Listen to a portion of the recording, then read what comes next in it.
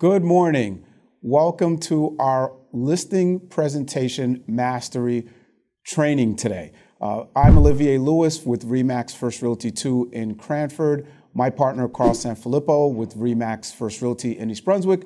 We enjoy hosting these industry events where we get to train on challenges and issues that you guys are having as agents.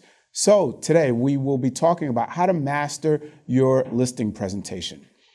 In today's market, the listings are key. We all can agree to that. So having a great process and presentation will help you lock down, master, and close more of your listing appointments. That's what we're going to cover today. And this is an important topic because I often get asked the question, what's the best listing presentation? What's your listing presentation? What should I be presenting to my sellers, etc.? And I got to say, with aging myself, when I started in the business, PowerPoints and these big elaborate presentations, these company brochures with pages and pages and pages of what the company had to offer and who the company was, that was the way. But today, I do not believe that sellers want to be presented to in that format. I don't think that they want to sit there for a 30, 40 slide PowerPoint and be talked to. I believe that they want to interact with you. They want their needs met. They want their questions answered and not listen to you brag about everything that you've done and your company's done in a 40-minute to an hour presentation. So we're going to cover more of the process as your presentation versus just a basic PowerPoint. So what we will not cover today is how to create the world's best PowerPoint presentation. As I mentioned, I don't believe sellers are looking for the best PowerPoint in deciding who they're going to list with. We will not talk about how you should walk in there and drop how many awards you won last year. And I know it's Circle of Excellence season. We're all excited. Congrats to all the Circle of Excellence winners or your office awards or whatever awards that you have.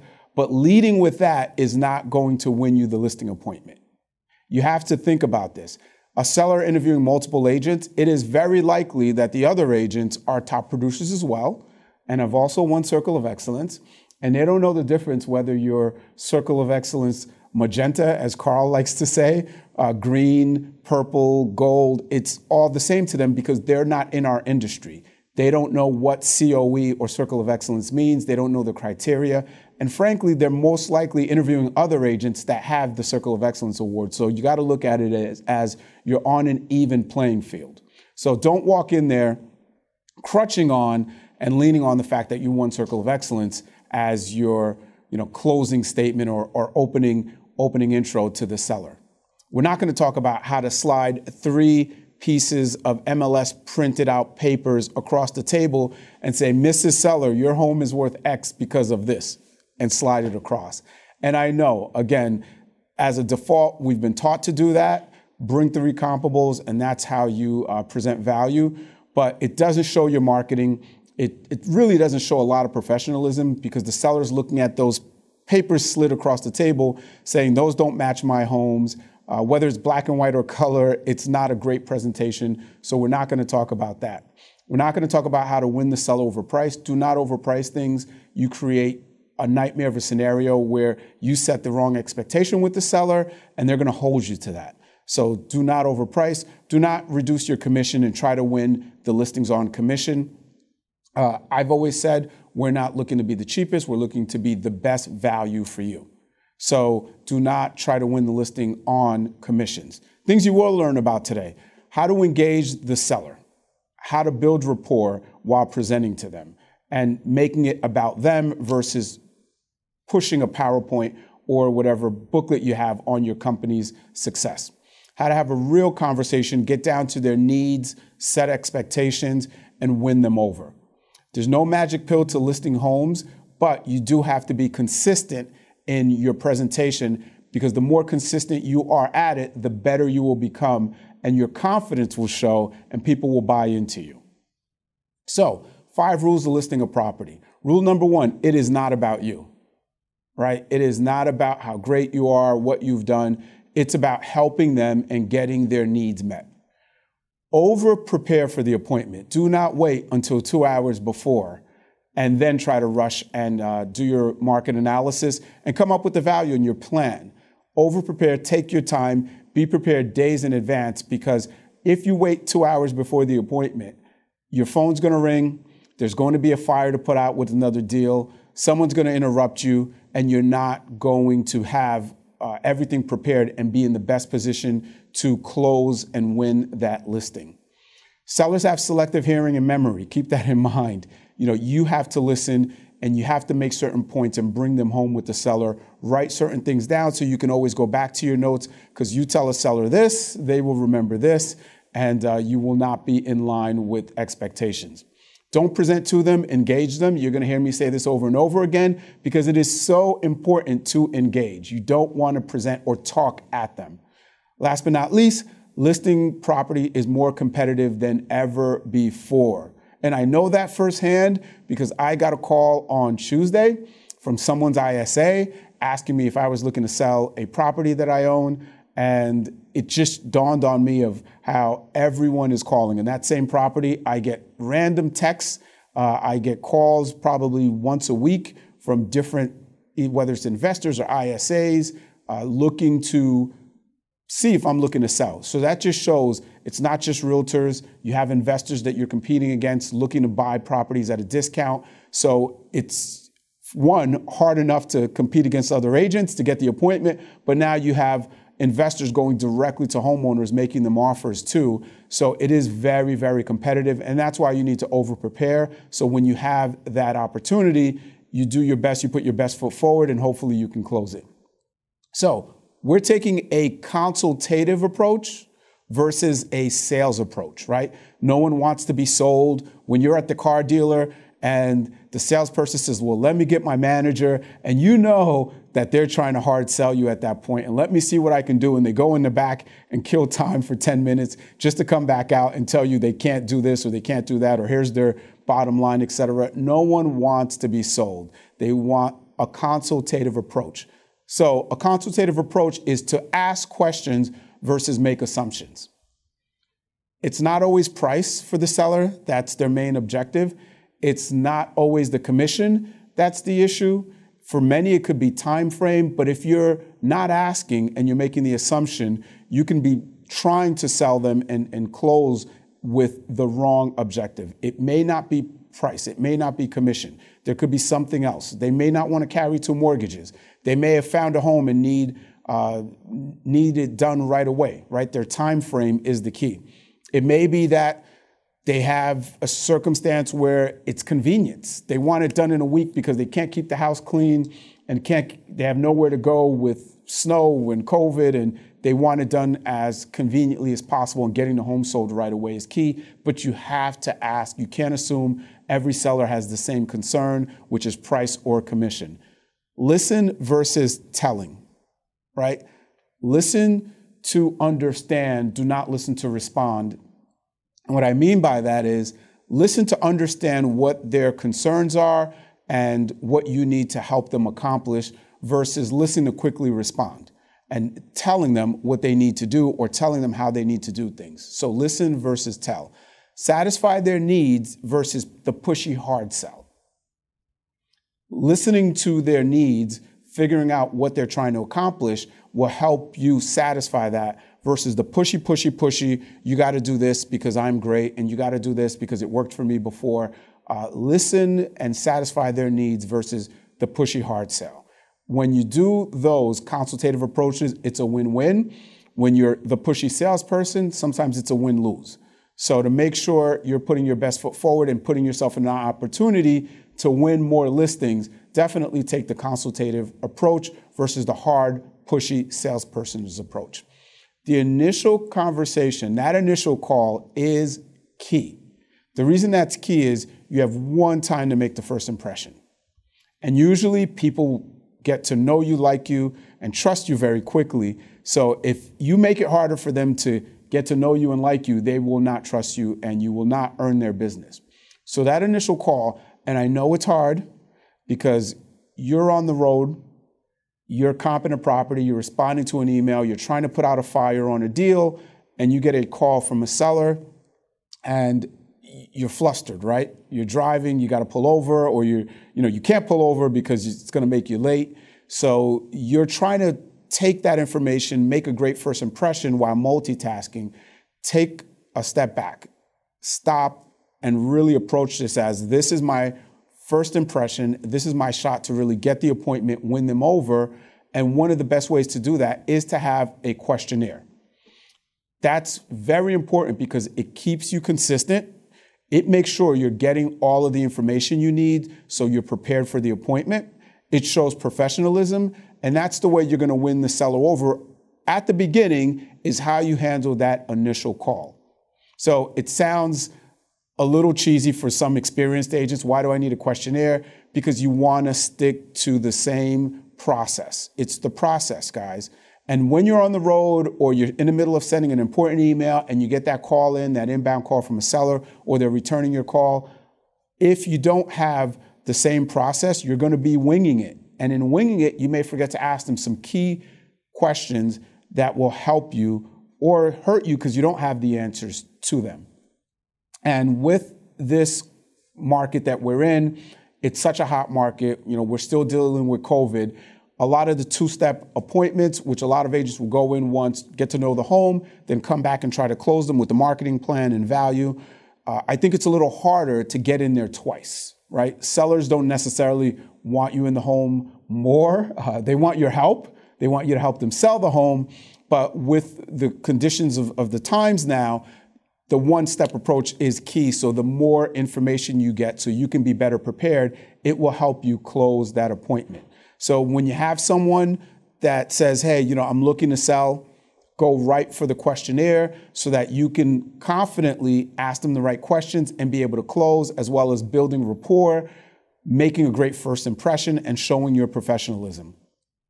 It makes it very easy once you have the questions to gather all the information and go to the appointment with confidence that you have everything you need and your comp should be spot on. So a lot of agents print this out. They keep it in a very colorful piece of paper. That way it's easy to find. A lot of agents keep it on their phone, save it as a photo, save it as a PDF. They have it in their notes. So no matter where you are on the road, you pull over, you have the questions, and you can ask those questions and stick to the process that works. So remember, it's just a questionnaire. It is not a script, and I haven't said that because you don't want to sound scripted. You don't want to sound like you're reading off. They're questions. You have to make it flow, and don't feel forced that way. I can't let you off the phone. I have 8 more questions for you. Do not approach the seller that way, right? You're trying to gather information so you can be more prepared. Don't make it sound like a script. Just have them there as guiding points to what you need to cover and what you need to get so that you can be prepared when you do meet them. Here's a sample of a pre-listing questionnaire. And this is going to start with some of the basics. And this has happened to me. I'm going to say that it's probably happened to many of you out there as well, that someone calls, you're excited, hey, I'm looking to sell my home, John Doe referred me, and you're like, great. And they tell you their name. 10, 12 minutes later, through the conversation, you have all this information, beds, baths, etc. You forget their name. Right? It's happened to me, and I learned. So in the questionnaire, as basic as it sounds, start with the basics. Their name, the address. Yeah, you can go to tax records. I've had to dig them up via tax records, but sometimes it's the spouse who's not on the tax record, so that doesn't show up. But take the basics down. Take a second. Take a deep breath. It allows you to sound present, right? They're not hearing the clicker of your car blinker. They're not hearing you typing away. Take a second, get this information. You're going to be 100% present. Your process will flow smoothly, and the sellers will be very impressed by your professionalism. So some of the questions are, and I'm not going to go through them all, but some of the important ones are you planning to stay in the area? That's a very, very, very important question because someone that, whether they are staying in the area or not, they may be looking to buy again. And frankly, a lot of them, if they do not have a solution for their next move, they will not sell. And that could be the delay of you getting the listing today or getting the listing in 6 months or a year. You have to look to solve their problems. And this is why we say, ask a lot of questions and don't assume. And if you don't help them solve that problem of relocating where they're going to be moving to, it's going to delay it. And ultimately, maybe they don't move. So if they are looking to stay in the area, great, get some information about that. Get them excited about that. I'm pretty sure they're going to be more excited about finding their next home than the CMA and commission they're going to pay on their current home, right? So get them excited about that. Take some information down on what they're looking to buy, where they're looking to buy. If it's outside of New Jersey, refer it. Or if it's too far in New Jersey, ask them if they need a referral. You have partners in different states. You could definitely help them. Get them excited about where they want to go, because that's going to also get them excited about the urgency of selling their home now. And then, of course, you have your basic questions, your beds, your baths, all the factors that you need in preparing for the market analysis. I know this is a tough question. A lot of agents don't like to ask, but do you have a price in mind? And agents don't want to ask it because typically the response from the seller is going to be, well, that's why I called you. Great, I just wanted to see if you had a price in mind, but I will cover that when I get there. That's why I'm taking down this information. We will cover your price. I'll give you a full market analysis, and you move on. But the ones that do give you a price, it gives you an idea of where they're at. If they're realistic, if they're not realistic, if you have to spend a lot of time on pricing, if they're spot on, that's great. And those are some of the key questions to ask. Are you going to interview other realtors? You want to know that because, of course, you're going to cater your conversation differently if they are interviewing other realtors. And you don't ask that to go bash someone else, guys, but you're asking that to know how you need to present and if you do need to create urgency and go well above and beyond and try to close it that night or have a follow-up plan to them interviewing other realtors. So ask those tough questions up front. Most of the time, they're going to be answered, and it helps you better prepare for the appointment. So the order of things. Obviously, make that great first impression when the seller calls. Take your time, take a step back, pause, stop what you're doing. Do not multitask. Give them your undivided attention because it will translate on the other line and you will make a better first impression. We are strong advocates for sending a pre-listing package. This is your brag book. This is your resume. This is all the homes you've sold. This is the pages and pages of the years that you've won your Circle of Excellence Award, right? This is all about you and your company and what you offer, samples of your marketing. It's all that stuff that's going to separate you from the other agents because they're going to see your professionalism, because you've gone above and beyond, because they now know who you are and they're going to say, wow, the two other agents I have appointments with, I didn't get anything from them ahead of time. I like the fact that this person's paying attention to detail. I like the fact that this person's going above and beyond. I see that they've won all these Circle of Excellence awards, et cetera. I see that they've been successful in selling many homes. So now that's your brag book. That's how you make it about you a little bit so they understand your success. And the night of the appointment, it's all about them satisfying their needs and helping them. Do your homework at least 24 hours in advance. Again, as I mentioned before, do not wait 2 hours before. I've been guilty of it in the past, and you're rushed and you're not as prepared, and something will come up that you're going to kick yourself and say, if I had more time, or if I would have done a little more research, I would have been able to answer that a lot better. So do it 24 hours in advance. And I've gotten this from agents. Well, sometimes they reschedule or cancel, and I just want to wait until I know it's definitely confirmed.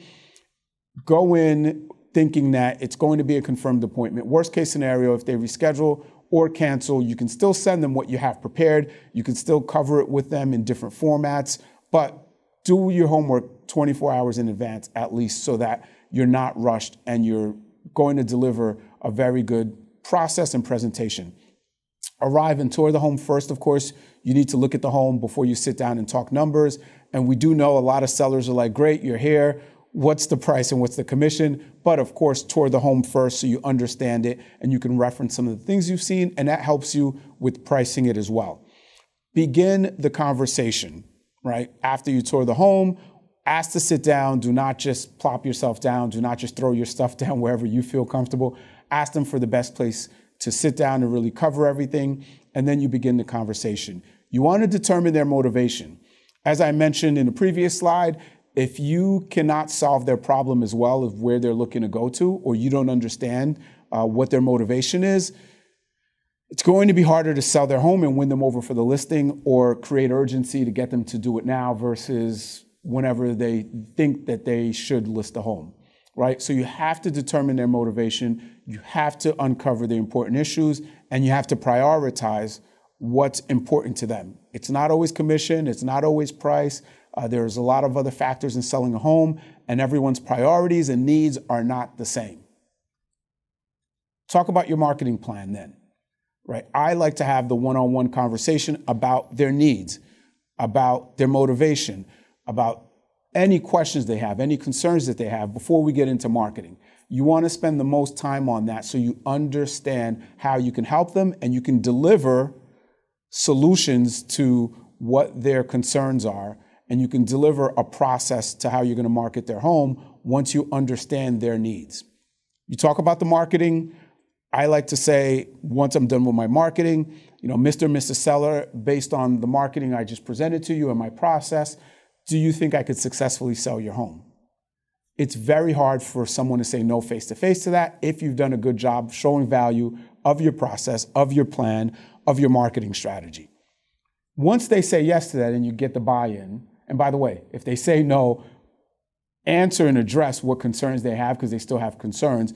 But once you do get the buy-in to that and they say yes, well, now it's on to the CMA and you say, great, I'm excited that you believe that I can sell your home. Let's come up with a price together and we can start the process as soon as possible because now you have their buy-in. You got their yes. That's the hardest part because now once you got their yes, it's harder for them to go back and say, well, no, I don't think you can do it. So get them to the yes.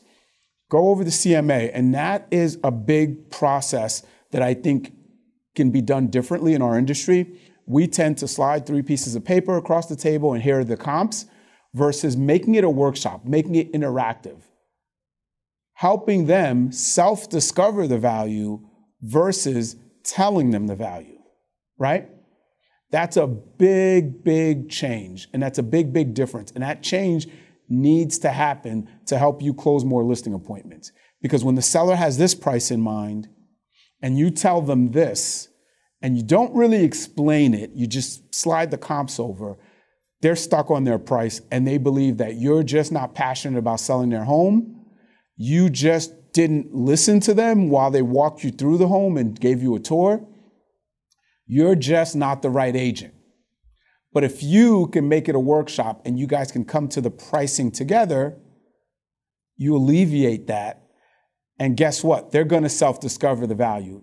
Listen, it's not a one-for-one where it's always going to work, but that's the best method versus coming in there. And they know it. You haven't seen their home. How did you predetermine the value?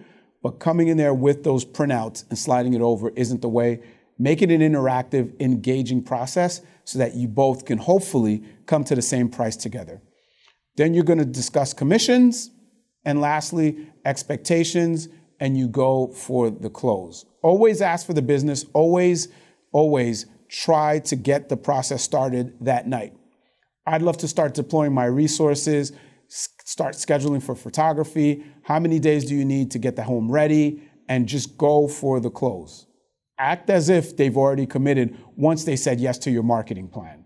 The rest is just figuring out the right pricing and, of course, agreeing on commission, but go for the close. And you could always reference back, well, Mr. Seller, you said that you felt confident that with my plan, I can successfully sell your home. I thought we were on the same page. What are your concerns? So go for the close, guys. In the pre-listing package, which is so important to separate yourself, it sets you apart. It shows your professionalism, and you have to understand that most agents are not sending a pre-listing package. Most agents are just booking the appointment, whether it's 2 days or 4 days out. They are just showing up. A confirmation call, a confirmation text, no communication in between. And that leaves room for the seller to talk to a lot of agents. Maybe someone gets in there sooner, their schedule opens up. But if you send that pre-listing package, not only will it separate you, but it will also help keep more appointments. Because if someone else gets in there before you and goes for the hard sell and the hard close, but they have this package from you and they're impressed by it, they're going to say, wait, I still have to meet with someone else, or I am not ready. So definitely work on your pre-listing package. It makes you extremely professional. Sorry, guys. But yes, it will make you seem more professional because you're taking this seriously, you're paying attention to detail, and obviously you're presenting to them in a very nice format. It addresses a lot of the common listing objections that they may have. How many homes have you sold? How do I know you're the right one? Your awards, your success, your production, all that stuff will be in there, your resume, and what your company offers, who you guys are. So you're not having to go in there and sell the company and sell yourself. You're there to just solve their problems and help them. Lastly, as I mentioned, this is also your brag book. So you don't walk in there with your medallion of your Circle of Excellence. You mail them ahead of time in your pre-listing package, the awards that you won, et cetera. That's your brag book. You don't need to go in there with the last 5 years of your COE medallions hanging from your neck. So very, very important, guys, whether you have a listing appointment today or not, even on the buy side, this is important. It goes across both sides of business here, the list and the buy side. You have to know your value proposition.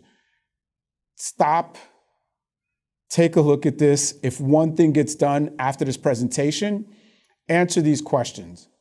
What makes you better than other agents? Why should someone hire you? Why should someone work with you?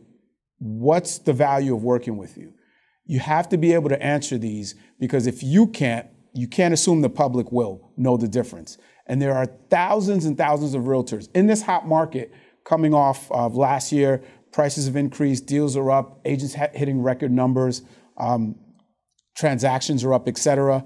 There's a lot more agents getting in to the business.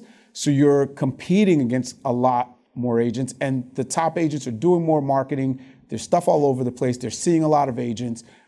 How do they know that you're the right one? How do they know that you're going to be successful? You have to know your value proposition. And if you can't articulate it, the public will not know it. So take a second, answer those questions about yourself. And it's not about, I'm better than the rest. You have to be specific. You have to show value, describe it, and be able to articulate it. So now let's go into preparing for the appointment. Have you previewed the competition? Do you know that home and what they're competing against? Do you know the other active listings in the market?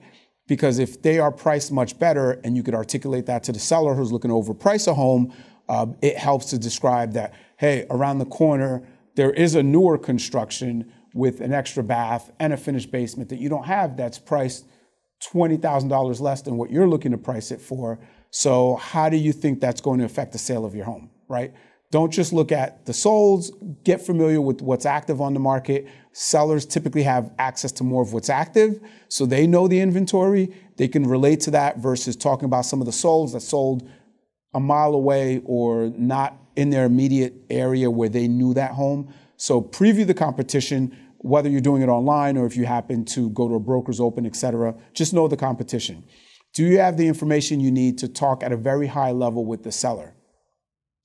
That is very important. And your high level as an agent talking about the marketing and IDX is not really the seller's. So think about that. Put yourself in the seller's shoes. What do they know about the market? What do they know about the homes that are sold in the area? What are they looking at that's important to them? And try to relate and be prepared for that. And a lot of times what's high level for a seller is a home that sold 8 to 10 months ago that's on their block. And agents tend to look at the last 6 months because we do follow the process that appraisers do.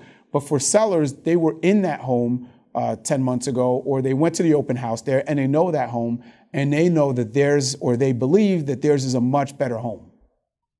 If you don't over prepare, as I mentioned, and you're not ready to have those kind of conversations about homes that sold 10 months, 12 months ago, but they're on their immediate block or it's the street right behind, that's something a seller's kind of expecting. It's happened to me where, I pull the right comps, spot on my numbers, but the seller brings up and harps on a home that sold 11 months ago that I didn't look at because I was so concerned about what's high level to me, which is like nailing the accurate comps. But put yourself in the seller's shoes and be prepared to answer not just the comps, but what's been going on in the market, especially the hyperlocal, their street, because they've probably been in or know those homes well, and they're going to compare it. Have you rehearsed your dialogue? Visit the town websites. This is a simple thing that goes such a long way. Knowing what's going on in the town will help you because it gives you the sense that you're hyper-local. It makes the seller feel confident that you could sell their town because you know about everything, whether you live there or not. That is how you become the local expert in their eyes. When you could talk about the functions, the fairs, what's going on, and all the amenities that the town has to offer. Talk about trains. We know that there's a large percentage of New Yorkers moving into the central North Jersey market. So if you can't articulate the commute, they will understand that you may not be so local, you may not know it. But when you can say, hey, Mr. Seller, part of the reason why Cranford's a great town for you, you have many options for the buyers. Cranford's a great town for the next buyer. They have many options to commute to work in the city if they're commuting there, between the train, between the buses that go direct into New York. And that's obviously a key selling point. You're on the train line. Whatever town it is, get to know the amenities that the town offers. And you could easily find that on the town sites.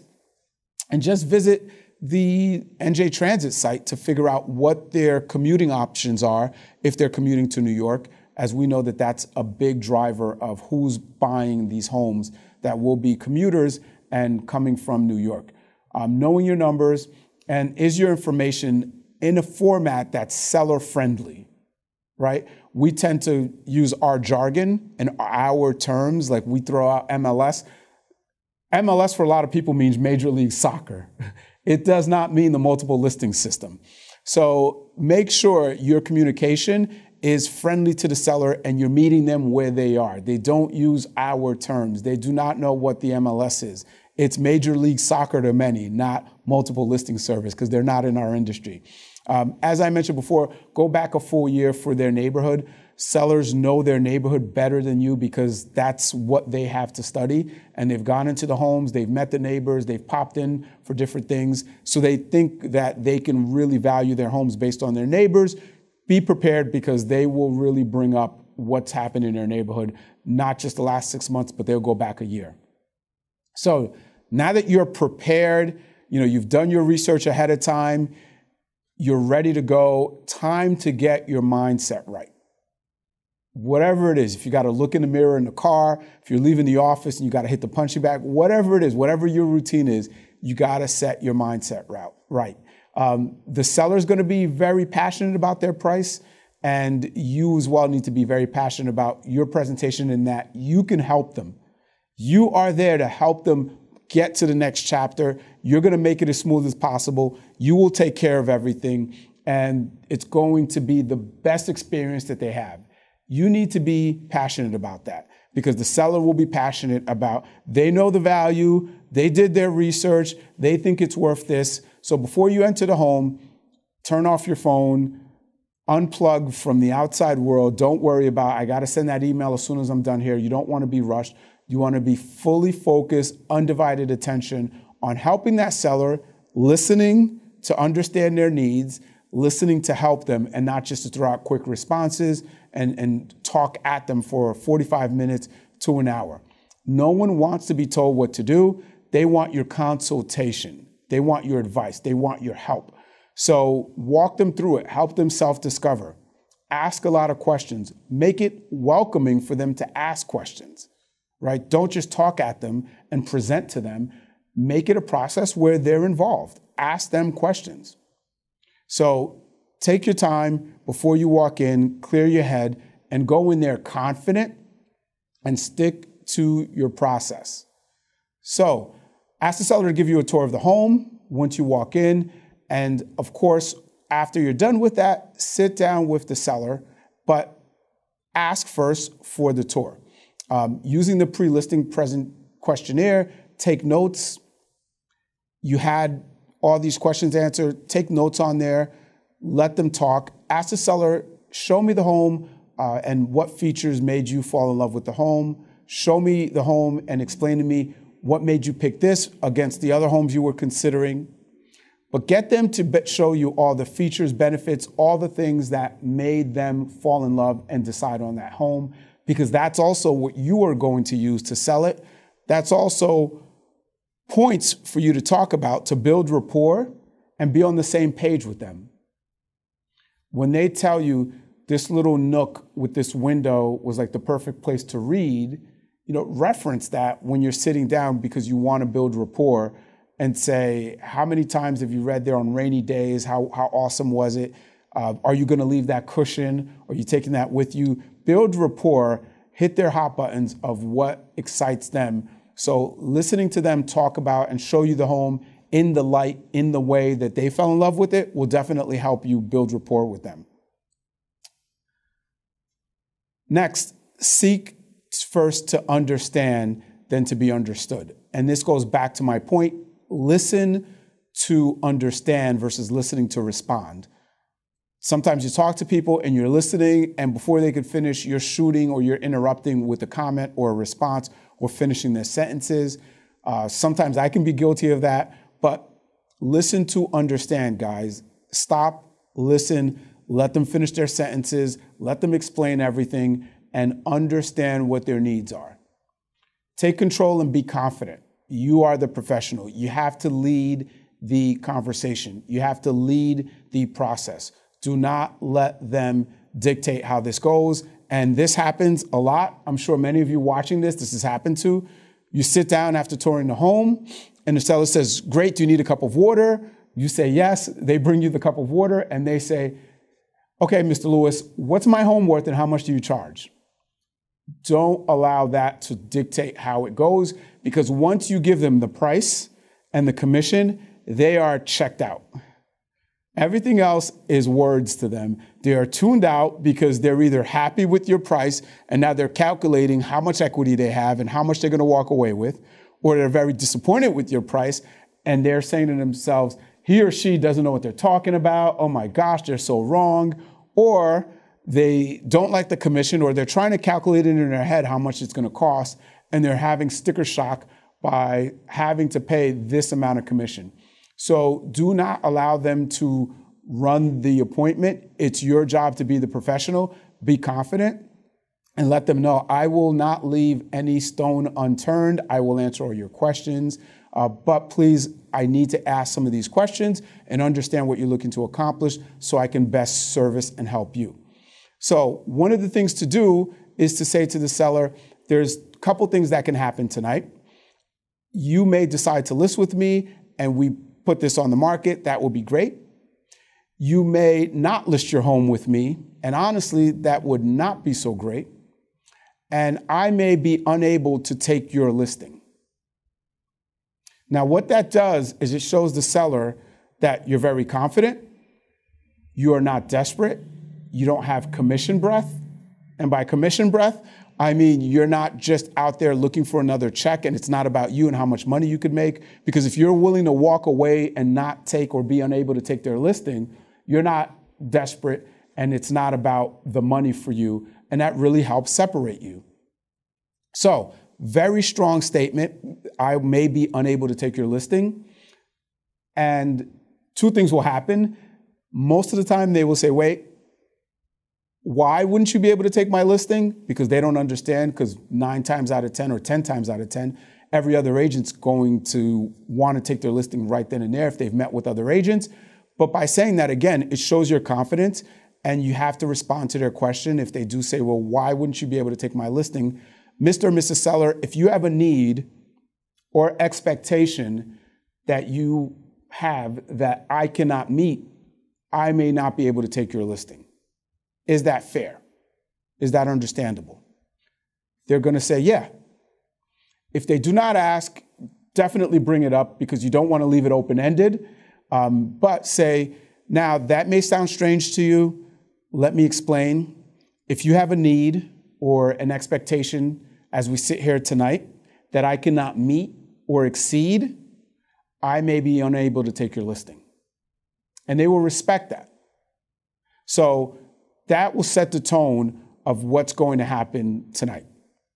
So ask questions, and the presentation is not the PowerPoint, it's not your booklet on your company. It's really you and an interview of them getting to know you, going back and forth, asking questions, answering their questions, and making it about them. You've had time to send the pre-listing package to make it about you so that they can see how professional you are, all your awards, the company, the marketing, all that fun stuff. But the face-to-face is about them. So ask questions and go deep. What I mean by go deep is a lot of times we get these surface answers. Try to really get to the underlying concern, the underlying issue, anything that may prevent you from getting that listing that night. You have to answer and solve all of their problems. Do you think selling a home is hard or easy? If they say it's easy, you need to explain all the things that they don't know. If they say it's hard, obviously that's great because they're on the same page and you're going to explain all the things you're going to take care of for them. How long does it take, right? How long do you think it's going to take to sell your home? Some sellers, they found another home and they need to sell their home yesterday.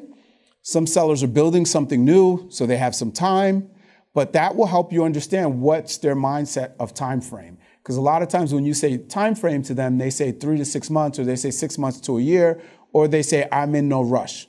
When you get the I'm in no rush, it doesn't help you. It makes it very hard to understand and create urgency and help solve their problems. So that's why you want to ask, do you think it takes a long time? You want to understand what their thoughts are, what their understanding is of our process, so you can explain and hopefully create some urgency, set them up so that they are successful in meeting their timelines of when they need to sell and be out of the home.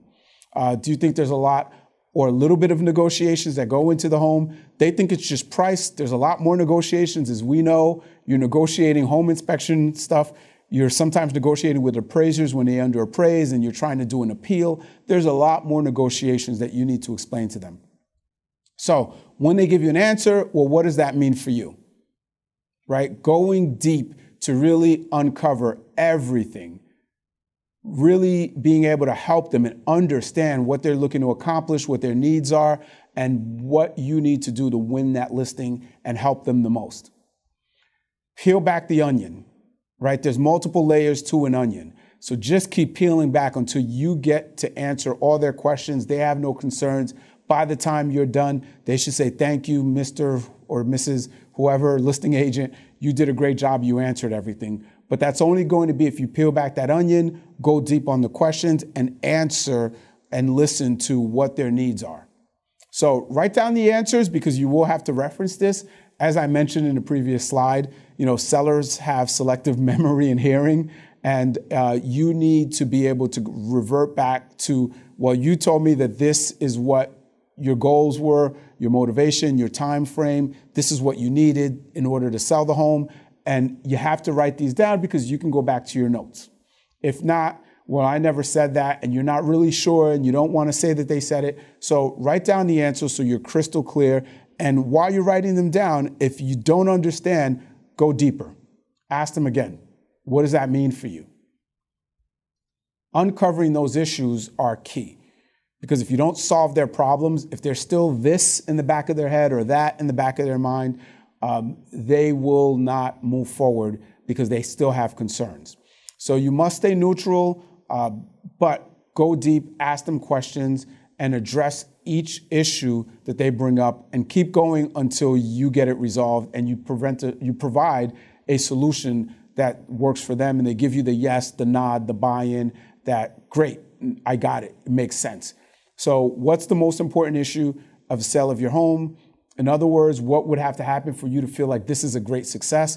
Like I said, guys, it's not always the price of the home. I know we tend to default to, I'll get you the most money, and I'm going to bring more people here. We'll get a bidding war going, and we'll get X amount, which is great. It's not always that. It's not always commission. Sometimes it's the time frame. Sometimes it's the convenience. There is a lot of different factors in the sale. So find out what's the most important thing for them. I've had this happen. I'm sure you have as well.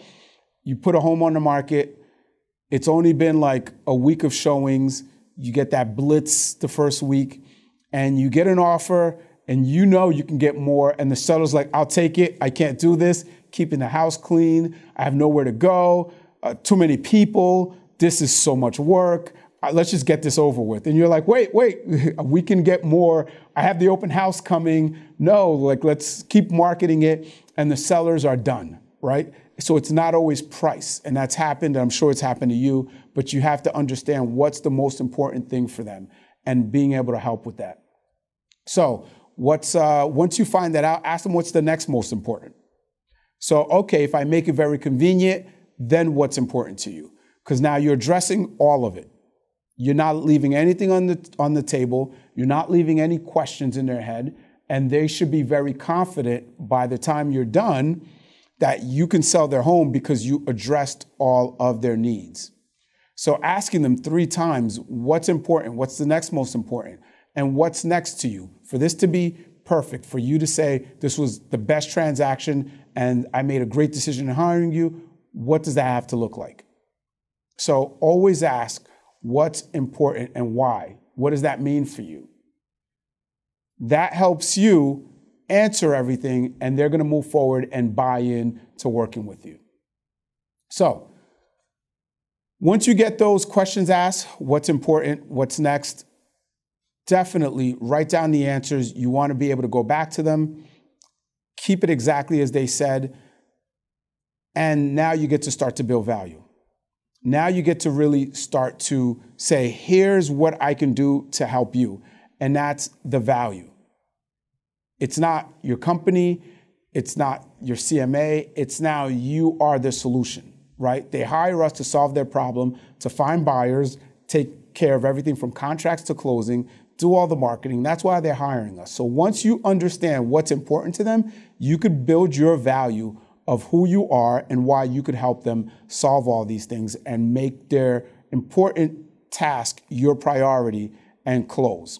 So now you're buying in, you're getting them to buy in, and now you're looking for some commitment. So if I can show you how I can satisfy all these needs, how I can help you get to your next destination in North Carolina or Florida or California, wherever they're going, is there a reason why you wouldn't hire me tonight? Right? If I can show you, Mr. or Mrs. Seller, how I can solve all these problems and we can get you to the closing table, are you ready to move forward tonight? Do you think I'm capable of selling your home? That's an easy one, because if they say no, you, again, go back, find out why. What do you mean by that? What didn't I cover? What concerns do you have? Answer those and ask it again until you get a yes. Because once you get that yes, say, great, I'm excited to sell your home. I'm glad you believe I'm capable of selling your home, and you move forward. That's a buy-in. Are there any other agents who you feel loyal to or that you may be interviewing? You want to know that because, again, it's how you approach it. If they say, yeah, my coworker's cousin's best friend just got their license and I want to help, or my nephew, niece, in between the winter break got their real estate license, so I want to help.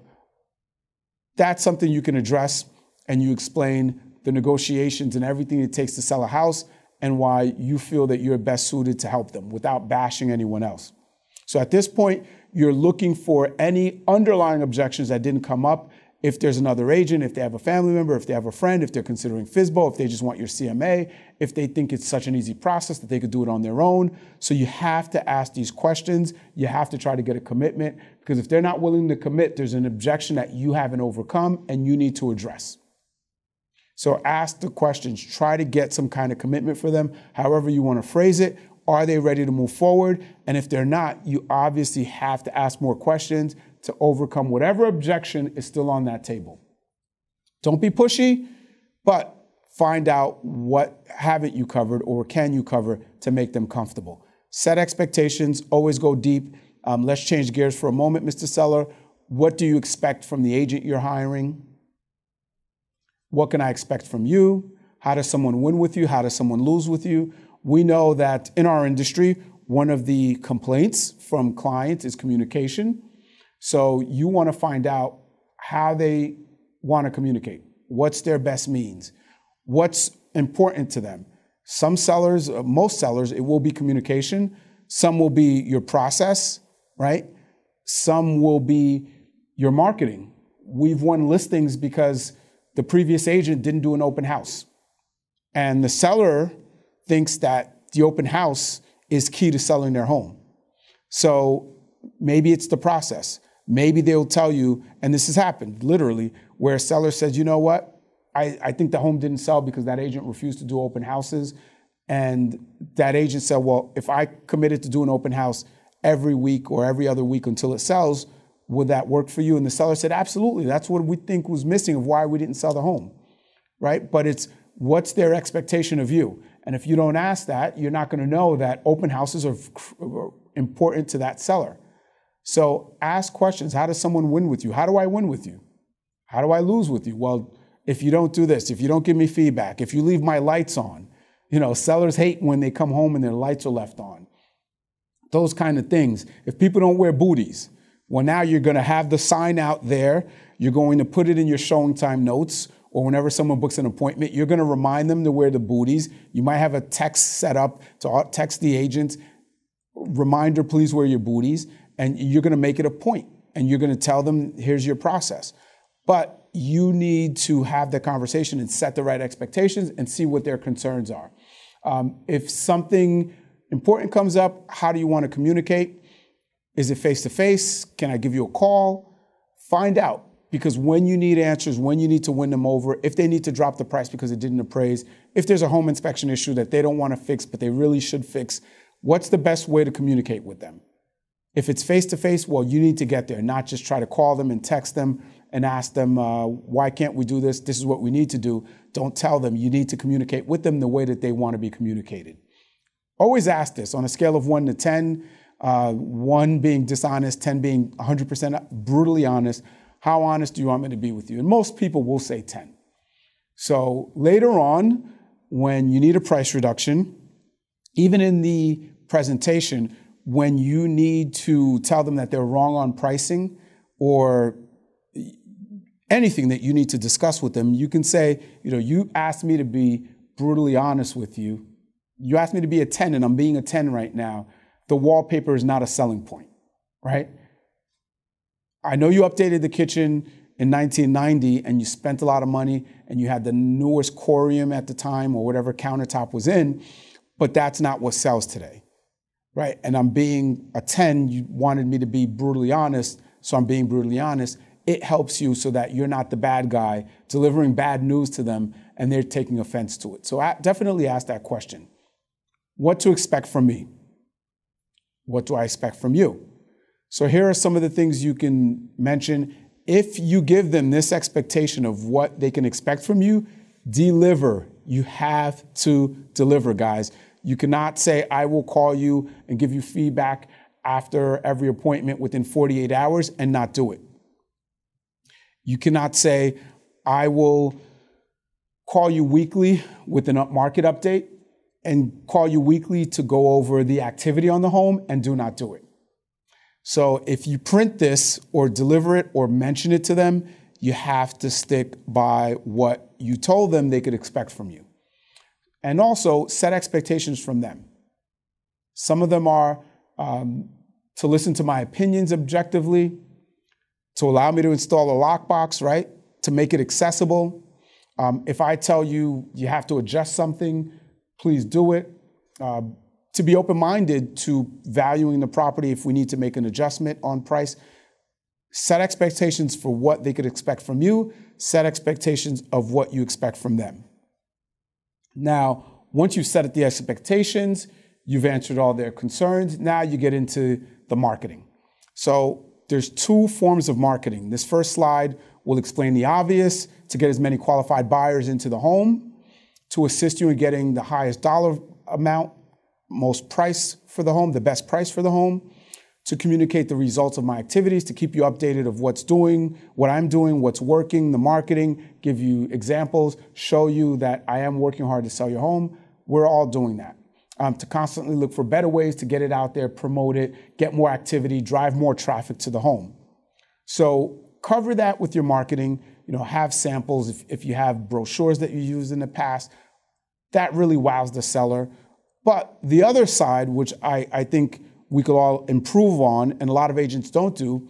The other side to marketing your home is, other than me driving buyers here, and I'd love nothing more than to find the buyer for your home myself, is me driving other realtors here as well. Why? Because there are thousands of other realtors in this marketplace, and if they all had a buyer, we'd get thousands of buyers in here. So my job is not just to drive buyers in, but it's to cooperate and work with other realtors and get them here as well. Your marketing is not just to buyers, it's also to other realtors. And how do you market to realtors? Make the home accessible.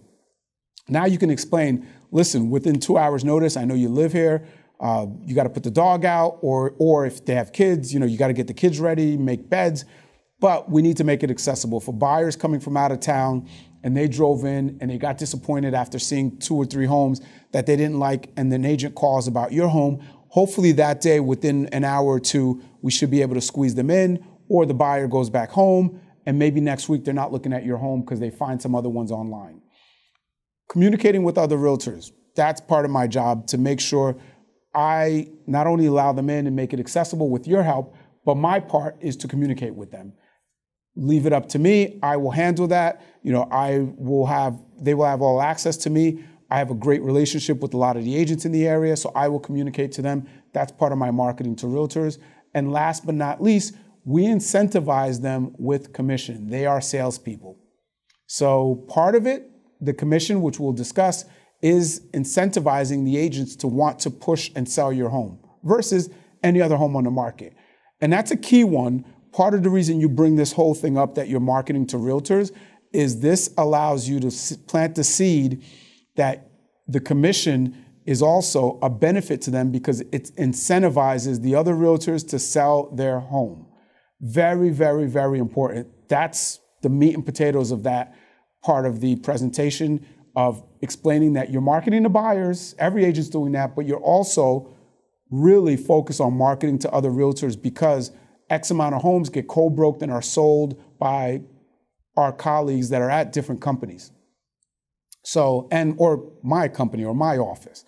But I need to make it accessible, communicate well to them, make them want to work with me, which I'll do. But on your part is also the commission. That's an incentive to incentivize salespeople to really be passionate about selling your home. So that plants the seed of commission helping them market their home. So when you do ask for 6%, it's not a sticker shock. So now that you kind of planted that seed, we're going to talk about how to present value. I don't want to go right into commission, because if they hear that number and they start to do the math in their head, it sometimes distracts them and they tune you out, because they're like, oh my gosh, he or she is too expensive. We go right into value. So Mr. or Mrs. Seller, I've prepared some comparables before coming to your home, but what I like to do now is make adjustments now that I've seen your home. And if you don't mind, I'd like your assistance so we can come to a value together. And this is the big game changer, where you're not just sliding printouts, you're not just telling them your home is worth 400 grand because I came in and I had these printouts already ready and it's worth 400. Make this a workshop, make it interactive, get them engaged, get them excited, help them self-discover the value, right? So just say, if you don't mind, can we sit down and cover this together? And have it pre-built, whether it's a CMA. All the MLSs we use have a CMA option to deliver a full-blown CMA that's multiple pages. Whether it's the RPR report or any other format that you're using, have it pre-built with your comps. You did your homework. Remember, you prepared 24 hours or more in advance. But now you can make adjustments. And RPR is great for this, and all the MLSs are great for this, where you can say, it's inferior, it's superior to the other properties. RPR specifically, which I love, is the delivery method to walk them through this. You can say updated kitchen, not updated kitchen, needs a roof, needs a boiler, central air, these others don't. And you can make those adjustments. Well, this beautiful kitchen that you did in 1990, how much did you spend for it? $25,000. Great. And you put in the $25,000. You then put in the year and the time it was done. And RPR will come back to you and say, well, that $25,000 kitchen adds $8,500 value today. And in live time, it's not you, you're not the bad guy. The market, the data, RPR, or the CMA report is the one delivering the bad news to them. And it's a reality check, because you're not just saying, it's dated, or yeah, that was updated 20 years ago, but that's not what's modern today. They're seeing that this algorithm and formula is calculating the values based on today's metrics of what it's worth for a kitchen that was done 20 or 30 years ago. So That's the better way to deliver the value. Help them self-discover. Okay, so the kitchen's worth $8,500. What about the bathroom? You put in the roof 2 years ago. How much did you spend on the roof? $10,000. Great. So you put that in, RPR gives it 10 or 9 or whatever, and now you're adjusting. And they're seeing all of the benefits. At the beginning, when you asked them to walk you through the home as if they were the buyer and what made them fall in love with the home, you're bringing up all those points, right? The high ceiling finished basement so your kids could play. Well, let's add the finished basement. How much did you spend on that? And now you're adding all their features. You're talking about all their features. They're connecting with you. You're building rapport because all the things they love about the home, you're bringing up and you're adding value to them. So there is no, you don't understand my home or you're not seeing the value because you're covering it all. And in this format, you're answering all their questions. They're seeing that you took notes. You're very professional. You're attentive. You see the value in their wallpaper. You're winning them over. You're building rapport. You're not presenting at them. You're engaging them. So that is key to how to deliver the CMA. Of course, you're going to go over the comps, listing price to sales price ratio, average days on market, number of bedrooms, all the details to the home, garages, lot size, central air, all that stuff you're going to take into account as well. But spending the time on the features and adjusting the price versus the comps, that's what's going to really make them feel that you're on the same page, you see what they see, and together, let's self-discover. So you cover all that, you cover the comps, you've adjusted it, and now you're going to review the summary, and basically, whether it's averages or whether you're hitting the enter on the CMA or RPR to update it, there's the value. You give them the value, and then you stay quiet. Whatever you can, don't say anything. He who says something first will lose, because they're either going to say, well, that's what it's worth. Okay, good. That's what I was thinking. Or, you're going to say, well, what do you think? Is that good? And they're going to feel like you're not confident, they're not happy with it, and you're going to lose. Let them say yes or no so you can read them. Don't start the conversation. Just wait for them to say something. Let them process it. Let them self-discover. Let them go back through what we just did, which is a similar process to what an appraiser does. You don't say it's an appraisal, guys. We're not appraisers, but I say that we follow a similar process. Let them understand that and self-discover that this is the value. So them wanting to price it at $500 when the value is $450, let them self-discover that it's really worth $450 because you just took them through a workshop of how you guys together came to this with all these adjustments. And it's not just your opinion because they had input to getting to the $450 number. So where does the $500 come in? It doesn't come in. It's not worth $500. So let them self-discover, give them a second to process it. Hopefully, you guys will come to the right listing price at that point. If not, go back over the numbers. Go back over the numbers. Make sure you cover this until you guys agree, or if you agree to disagree, then it's a different conversation of, listen, ultimately it's your decision, it's your home and asset, let's try it your way. But if X amount of time happens and we're not successful, let's then try it my way because we have this data.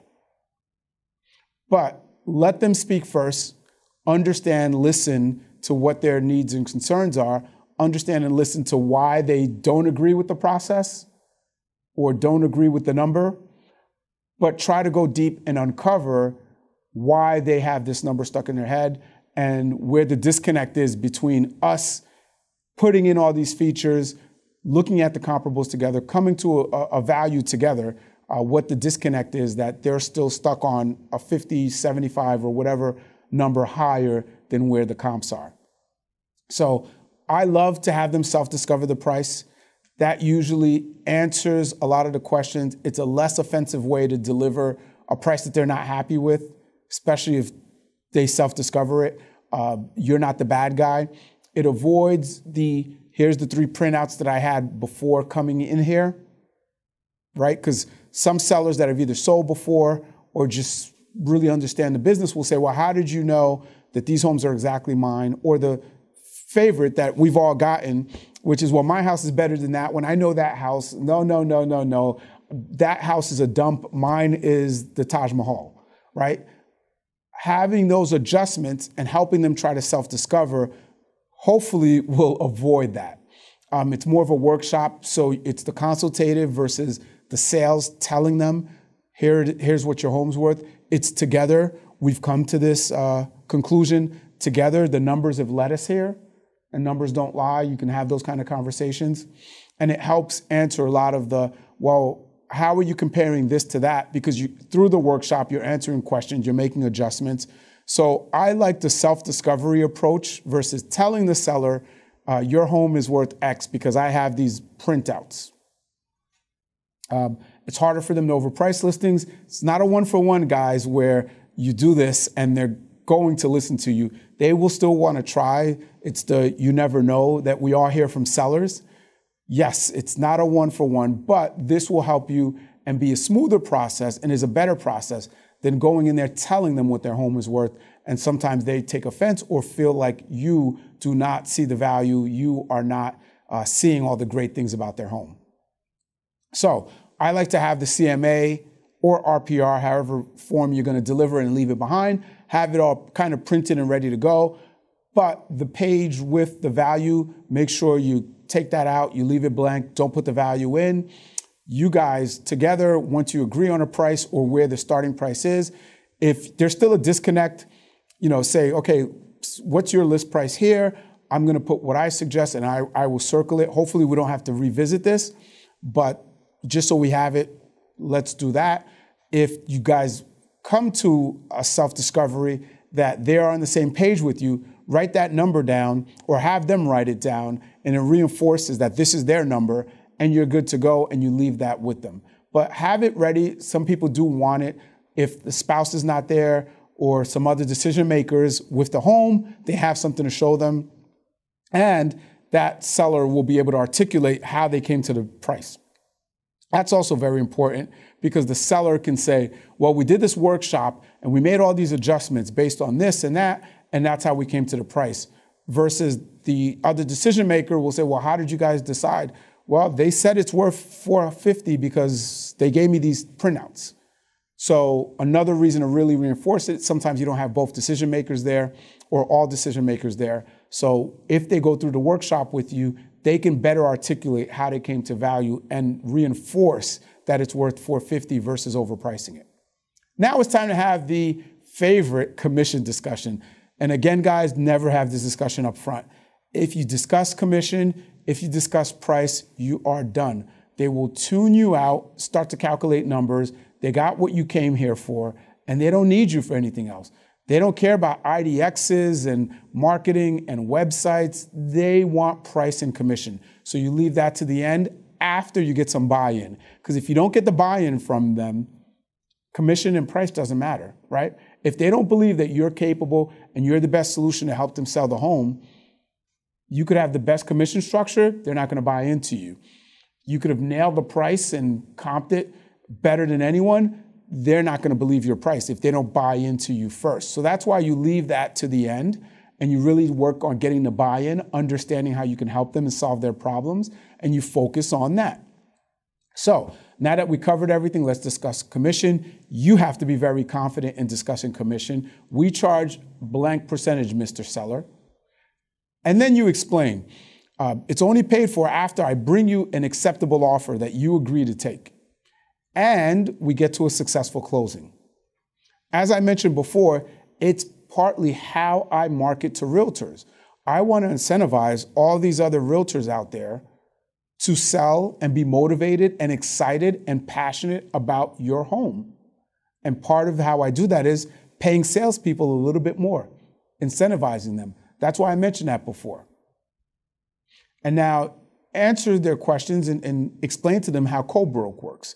Don't just call it a co-broke, just say whether it's me or ABC Realtor or Red, White, and Blue Realty, we share the commission with them. So you're only paying me, but I will split the commission with them, and that's why we need X amount because we are sharing it with them, but we want to incentivize them. We want them just as motivated as I am to sell your home. So if you show enough value throughout the process, hopefully you get to this point and commission isn't a question. Again, guys, it's value, value, value. If there's a lack of value, if they don't see what you're doing to earn this, if they don't understand everything, if they still have underlying questions or concerns, well, they're not going to buy in. The commission's going to be way too much, and you're not going to get that listing. So address any questions, break down the difference in commission dollars. A lot of times you're hung up over a percentage point or half a percentage, and that $400,000 home, that 1 percentage point is $4,000. Break it down to them. I want to earn your business, but I also don't want to lose it over $4,000. Why don't we just build it into the price? Figure it out. Answer their questions. It sounds like a lot, like, oh no, you're at 6, I don't want to pay more than 5, and there's a big bridge between us. But when you break it down that it's $4,000, and it's not an extreme amount that you can't build into the price. Instead of 400, let's list it at 405 or 404. That's not drastically overpricing it. That's some of the tools you can use to hopefully win that listing over. But break it down to them sometimes, that 1 percentage point. I'm not a fan of telling them the 6% on their $500,000 house is this number, because they're going to say to themselves, holy cow, I work half a year to make that. Or I work X amount of months to make that, and you're just going to come in and sell my home and make $30,000 or whatever number. I'm not a fan of that, but when you're going back and forth about a percentage or a half a point, it's $2,000 at a half a point on a $400,000 house, or $4,000 on a 1 point difference. Explain it to them. It's not something we can't overcome. Let's build it into the price. Most of the time, they don't have a problem with that. And if they do, you have to explain the appraisal issues, et cetera. But definitely do your best to answer those commission objections and show value before you get to that point, because then they hopefully will see the value and buy into you, and commission is not an issue. Lastly, of course, you want to close. If the sellers have been allowed to self-discover that you're the solution for them between your pricing, your marketing, the way you presented things, your professionalism, you've explained more than others, I would just ask, great, I feel we have a win-win relationship here. Is there a reason not to go ahead tonight? Are you ready to move forward? Is there anything we need to do before we get started? Do you want me to handle the sale for you? Or just go back and say, earlier you mentioned that you felt that I was capable of selling your home. I want to thank you for that. I'm excited. I'd like to get the process started. I'd like to start deploying my resources and get my marketing team ready to go. When can I schedule photography? Here's what I'm going to need, a key for the house, and just roll right into it, because they've already bought in and you can reference that. Some agents, with objections at the end, offer to cover some other things, 48-hour feedback guarantee. And this goes back to setting expectations, guys. If you're going to do these things or say these things, you have to deliver. So if you want to cover some things, some objections that are common, you could have this in hand. Whether you pull them out or not, you don't have to use them. But there's a lot of different ways agents overcome the closing objections. Listen, I promise to communicate. If they mention communication was key, I'll call you within 48 hours after every showing, or at least provide you feedback, whether it's through showing time or email. Some agents say, listen, every week or every 2 weeks, we will talk about the activity. We'll talk about the market. We'll cover new comps. We'll make sure we're priced accordingly. Some people offer a cancellation guarantee. If you're not happy with my services, after 60 days, I will let you out. Right? If the home isn't sold, I will let you out, because I'm confident I can sell your home. Now, in this market, I think that's a smart gamble if you need to do that, because most of the time the homes will absolutely sell right away, as long as they're priced right, accessible, everything's flying off the shelves because of lack of inventory, but it makes the seller feel confident that you're going to stand behind your word, because if not, you would not give them a cancellation guarantee. And frankly, if someone doesn't want to work with me, I don't know that I want to work with them either, right? If they don't see the value in me and don't appreciate that I'm helping them, I may not want to work with them. Sometimes the best client is the one that you fire. It saves you the aggravation. You don't have the headache. It's not beating you up every day. You don't have agita when they call and you're like, oh my gosh, this pit in my stomach, I got to talk to the seller again, right? Sometimes those are the ones where you have to let them go because they're more of a headache and they're not worth the commission in your time. So if you need to have some of those tricks in your bag, if they're still on the fence and it's this where I don't want to be locked in, the last time I sold a home, I was locked into this agent and they just couldn't perform. Well, I know I stand behind what I deliver, so I'm offering you a cancellation guarantee. Once you're done, you get out, whether you get the listing or not, follow up. Send a handwritten note, follow up. Show your professionalism, thank them for their time, offer to communicate again. Like, I'd love to check back in with you. Let me know what works for you. Record a video, have it pre-recorded, whatever you want to do. Record a video from your car and text it to them. Sellers like technology. Sellers like agents that are keeping up. Most people love video. YouTube is the most trafficked website, behind Google because of video. People like video. They're afraid to do it most of the time, but they enjoy watching video. It's more engaging than a text. So record a video, send it to them, thanking them for their time, reference how the appointment went, if it went well, looking forward to getting my photography team out here. And it just makes them feel good once you walk out and they get that text from you. Like, great, I made a good decision because he or she is already on it. So do that, send a follow-up note, a thank you, and hopefully you get the listing. So that's all I have. Hopefully, if there's any questions, let me know, type them in. I'd love to answer. Any feedback you guys have, please provide. I thank you all for tuning in. We enjoy doing these trainings and helping you. Hopefully you got some nuggets from here. If you want anything on the slides, please reach out to me. Definitely let me know any questions. We will answer. And thank you again for tuning in. See you at the next training.